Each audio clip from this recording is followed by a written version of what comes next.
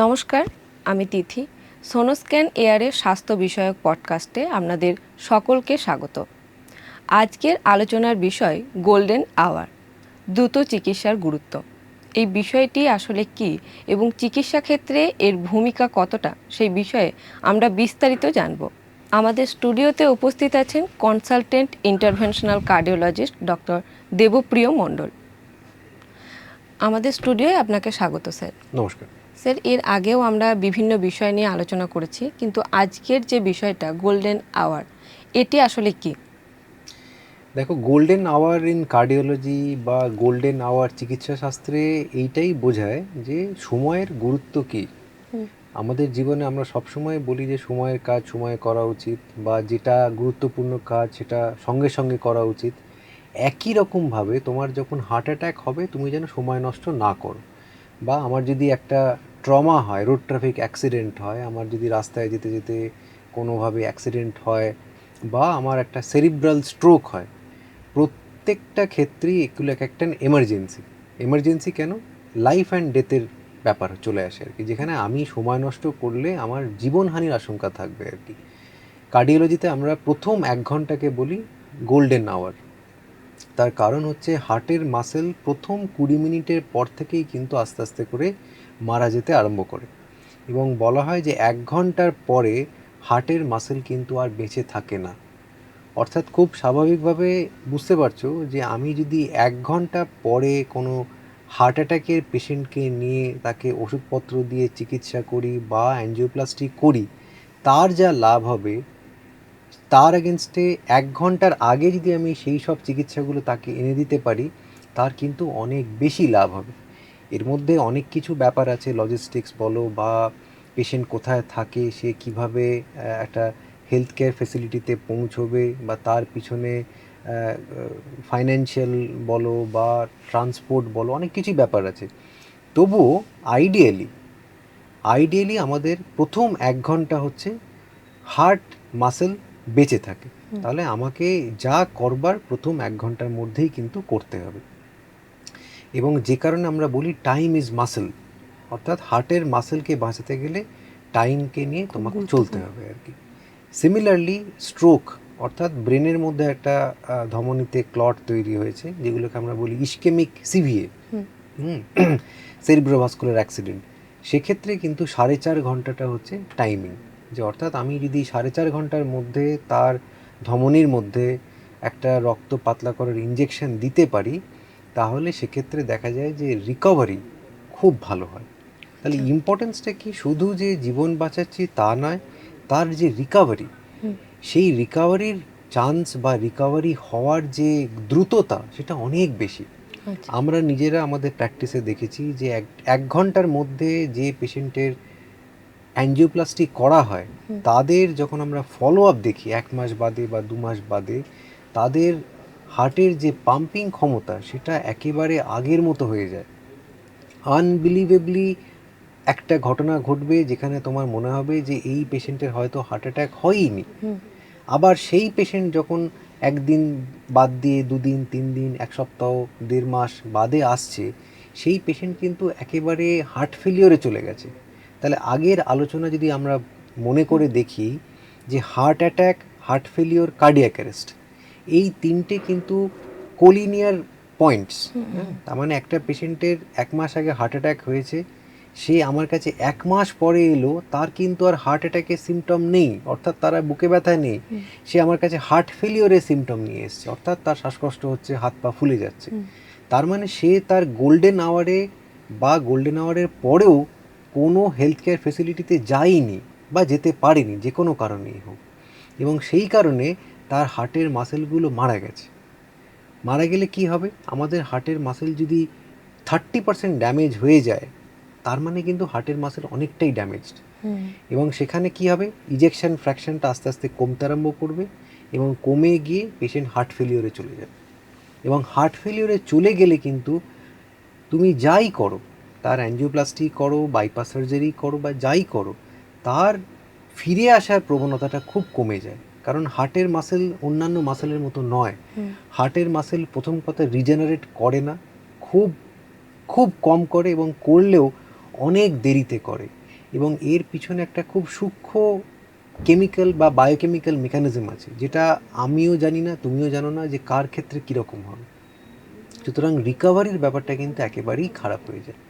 Similarly একজন road traffic accident বা কারোর অ্যাক্সিডেন্টে বিভিন্ন রকমভাবে অর্থোপেডিক ট্রমা হয়েছে এবং তার প্রচুর পরিমাণে রক্তক্ষরণ হচ্ছে, ব্লাড প্রেশার কম, যত সময় যাবে ব্লাড প্রেশার কমার সাথে সাথে কিন্তু ভাইটাল অঙ্গ প্রত্যঙ্গ, ভাইটাল অঙ্গ কি কিডনি, যে কিডনি 1 মিনিট ব্লাড সাপ্লাইও সহ্য করতে পারে না, ব্রেনের 30 সেকেন্ড ব্লাড সাপ্লাই কমে গেলেও ব্রেন ড্যামেজ হতে আরম্ভ করে। সুতরাং কিডনি এবং ব্রেন এই দুটো কিন্তু তাড়াতাড়ি খারাপ হতে আরম্ভ করবে এবং তারপরই লিভার এবং হার্ট। সুতরাং খুব সোজাভাবে বলতে গেলে ব্রেন একটুও সহ্য করবে না ব্লাড সাপ্লাই কম, কিডনি তার থেকে একটু কম, লিভার আর হার্ট তবুও মোটামুটি একটু সহ্য করবে, কিন্তু একবার ড্যামেজ হতে আরম্ভ করলে কিন্তু তারা আর ফিরে আসবে না।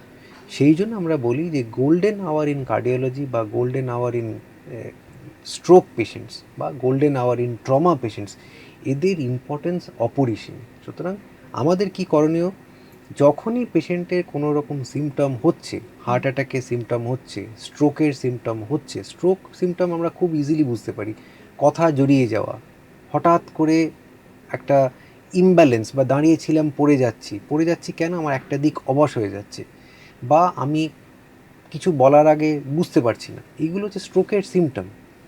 এগুলো হলেই সঙ্গে সঙ্গে নিয়ারেস্ট হেলথ কেয়ার ফেসিলিটিতে যেতে হবে। হার্ট অ্যাটাকের সিমটম, বুকে ব্যথা হচ্ছে এবং প্রচণ্ড বুকে ব্যথা হচ্ছে, সঙ্গে সঙ্গে যেতে হবে।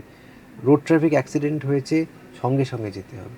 এগুলো করলে কি হবে, প্রথম আমি একটা পোটেনশিয়াল মর্টালিটি অর্থাৎ এটা মৃত্যুর থেকে আমি বেরিয়ে আসছি। সেকেন্ডলি ডিজিজ রিকভারি অনেক ভালো হবে যদি আমি আগে আগে ইন্টারভিন করি।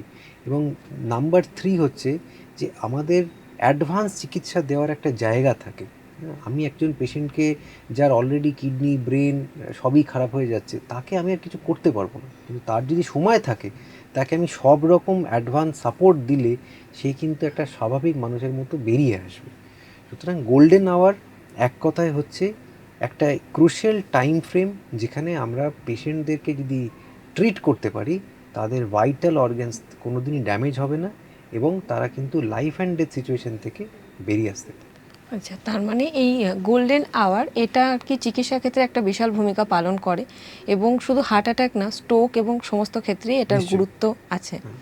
এবং স্যার তারই সাথে আমরা এটা জানতে চাইবো যে বিভিন্ন রোগীরা আপনাদের কাছে আসে, অনেক সময় অনেক দেরি হয়ে যায়, সেই ক্ষেত্রে কি কি কারণ তারা দেখায় বা কি কি কারণ বলে থাকে যে লেট হওয়া? দেখো, বিভিন্ন কারণ, আমি কাউকে দোষারোপ করে বলবো না। আমাদের এক্সপিরিয়েন্সে মোস্ট কমন কারণ হচ্ছে পেশেন্ট নিজেদেরকে পেশেন্ট বলে মনে করে না আর কি, বুঝতে পেরেছো?